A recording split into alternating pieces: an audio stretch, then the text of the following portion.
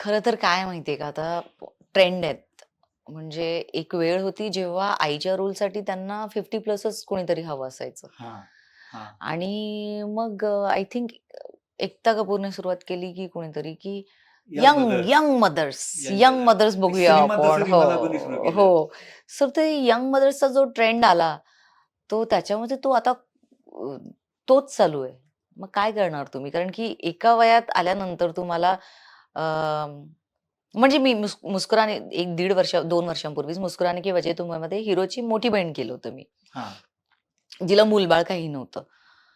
पण तुमच्याकडे तसे रोल यायला हवेत ना. जर ते नाही आले आणि एखादा कॅरेक्टर खूप स्ट्राँग आहे, पण एज जास्त आहे. मग दिल पे पत्थर रख के कर ही लेते. म्हणजे तिथे पैसा थोडासा महत्वाचा आहे. पैसा म्हणजे मी म्हणते रोल पॉवरफुल आहे. मग हां, ती एज नाही बघत मी. रोल जर हां, चांगला आहे, हां. तर मी तो करते.